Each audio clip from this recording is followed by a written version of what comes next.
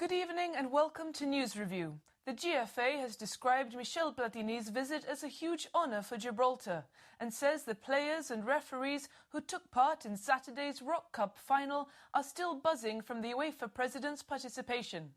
Gibraltar's footballing body says it would like to see the same spectator support for local football in future. The UEFA president's visit is a huge coup for the GFA, nearly a year after their membership of the association was approved. Although it's customary for the president to pay a courtesy visit to its newest member, Mr. Platini has risked considerable fallback from Madrid to visit the Rock. Indeed, Spanish press reports quoted the Partido Popular expressing its discomfort at the visit. Mr. Platini, however, played it cool and generally stayed away from any controversy, keeping the press and media at arm's length. Monsieur Platini, can you tell us your thoughts on being in Gibraltar? No. Following his arrival via private jet, he was greeted by the GFA Council and the Chief Minister, then posed for photos on the tarmac. His afternoon was spent at a series of meetings which included presidents of local football clubs. The main event, however, was his participation at the Rock Cup final, which saw Lincoln beating College by 1-0. The UEFA president visited the dressing rooms ahead of the match, then handed over the cup itself to the winners.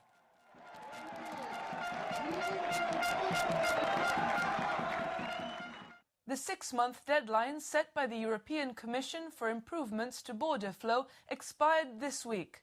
The Gibraltar government says it will be writing to the Commission, setting out everything it's done to comply, as well as Spain's lack of progress on the matter. The Chief Minister has also raised the issue with Europe Minister David Lidington at a meeting in London. Mr. Lidington himself said he was deeply concerned by Spain's delays in responding to the Commission's recommendations and has vowed to use diplomatic pressure on the Spanish government to return the border queues to reasonable levels.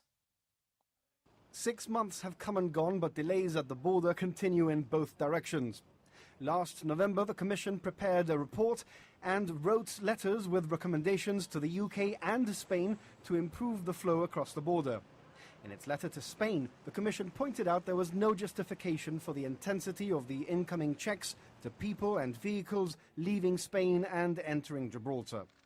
The Commission also told Spain that checks on vehicles needed to be random and based on risk profiling, as opposed to the systematic checks to all people and vehicles leaving Gibraltar, which are often at the border. The Gibraltar government says it's virtually completed the work on the recommendations made to it by the European Commission, but says the Spanish government has barely started, except for a drawing of infrastructural changes planned for the border leaked to the press. Number 6 says that if Spain had implemented the recommendations by the Commission, there would already have been an improvement in border flow, irrespective of the infrastructural changes which will follow. It will be writing to the Commission, again, setting out everything it's done in the past 6 months, and will continue to do in the coming weeks to comply with the Commission's recommendations, whilst highlighting the apparent inaction on Spain's part. The Chief Minister, Fabian Picardo, and the Deputy Chief Minister, Joseph Garcia, who are in London, reviewed this issue with the Minister for Europe, David Lidington. Mr. Lidington himself issued his own statement following his meeting with Mr. Picardo, in which he said he was deeply concerned that Spain had taken no action to restore normality at the border. He said the UK would be putting diplomatic pressure on the Spanish government to return border queues to reasonable levels. Finally, Mr. Lidington said the UK would protect the interests of Gibraltar, its people, its security and economy. Liberal Democrat MEP for Gibraltar, Sir Graham Watson, has claimed that Madrid's bid to host the 2020 Olympic Games failed as a direct result of Spain's hardline policy towards Gibraltar. Speaking on a European election viewpoint debate on GBC television this week, Sir Graham said that when the Spanish government stepped up the border checks, creating huge queues last summer, the UK drew up a list of things it could do to retaliate. We did make a move last summer. I'm very pleased when we put pressure on the UK government, which is a Liberal Democrat Conservative coalition. Mr Cameron picked up the phone to Mr Barroso and told him he wanted action, and action has taken place, and it's got to go a lot further. But he also drew up a list of things we could do to say to Spain this is not right. And as a result, Madrid will not host the Olympic Games. It will go to Tokyo as a result of UK action. We need far more things like that on that list. Was that action by the UK Action in direct reprisal because of the restrictions by Spain? Indeed. I am told that Mr. Cameron actually said to the Spanish Prime Minister, if you carry on with these border queues, we will make sure you don't get the Olympic Games. Really? And that's, I believe, is what happened. The Chief Secretary to the Treasury has thanked Gibraltar for its support of the Lib Dem candidate, Sir Graham Watson, ahead of the European elections at the end of the month. Speaking to GBC on Saturday morning as he walked down Main Street, Danny Alexander said the strength of feeling on the border issue had been impressed on him during his visit.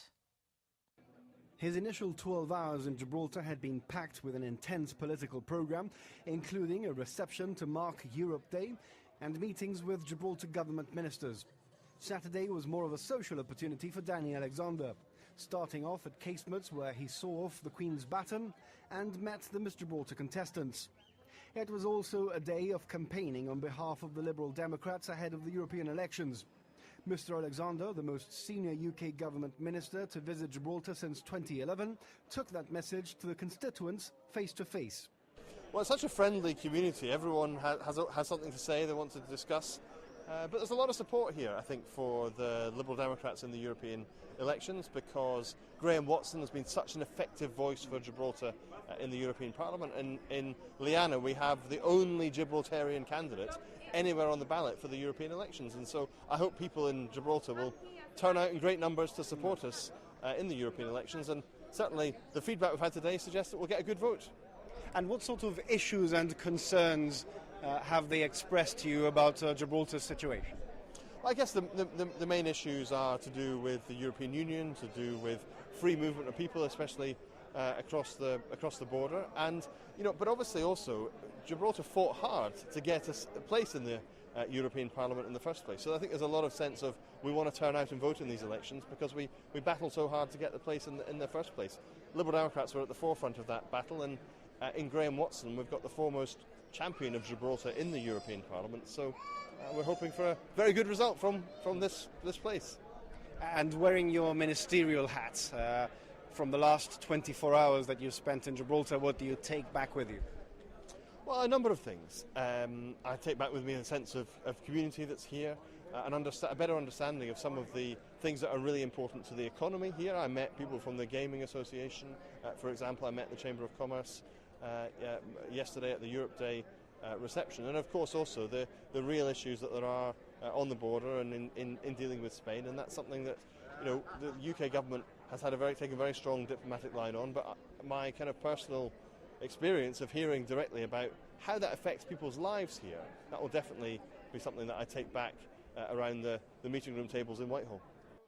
The minister then made his way to the piazza to have breakfast with the Chief Minister and his family and members of the Liberal Party, including the Deputy Chief Minister and local MEP candidate Liana Armstrong-Emery. Sir Graham Watson has echoed statements made by Europe Minister David Lidington and vowed to press the European Commission on what exactly it's going to do about the situation at the frontier with Spain.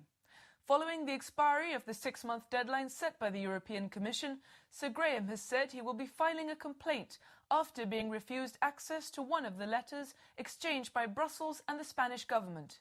He spoke to Jonathan Scott during a visit ahead of the European elections next week. It is an important week. We're not only in an election campaign, which obviously is important for the future of Gibraltar within the European Union, but it's also the week in which the 6 months that the European Commission gave to the Spanish government is up.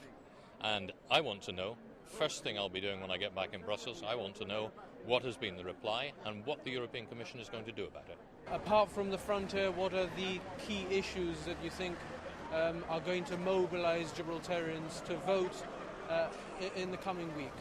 I think there are lots of issues. I think the way in which Gibraltar appears to be more and more under siege, with the naval incursions into the territorial waters, with the attacks by Spain on air traffic control measures which would have included Gibraltar, all of these are important issues.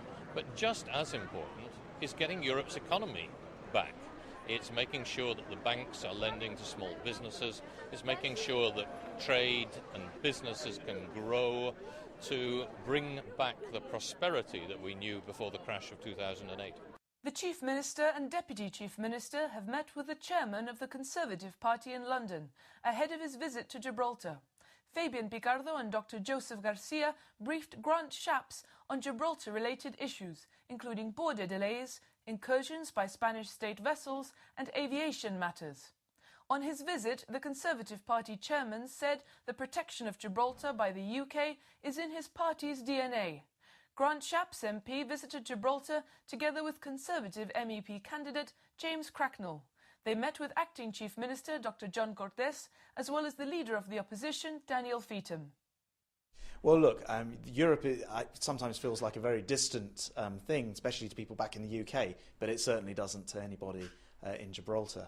It really matters. It's literally on your doorstep. We've seen that there have been all sorts of issues where Europe perhaps should have been doing more sometimes where the Europe influence could have been used to better advantage. Again, we think that Conservatives backing Gibraltar in the European Parliament is absolutely essential. Gibraltar has this opportunity to elect MEPs. It was hard fought and hard won.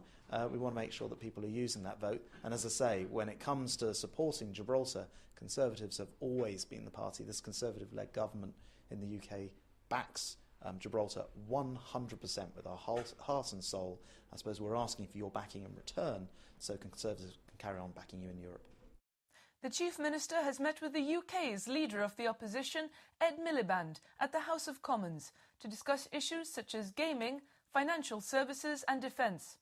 This is the fourth meeting Mr Picardo has had with Mr Miliband, and on this occasion they were joined by Labour MEP candidate for the South West, Claire Moody.